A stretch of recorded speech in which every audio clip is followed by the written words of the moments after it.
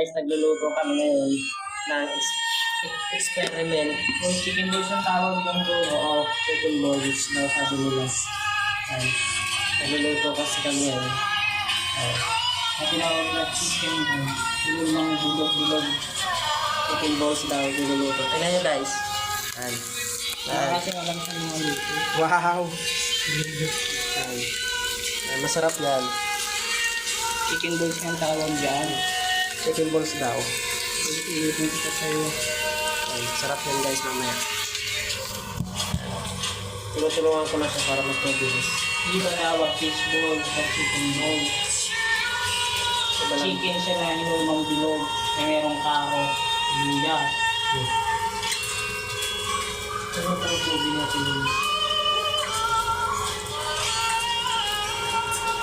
Ano hapunan nyo guys? Ang hapunan namin dito yung chicken balls.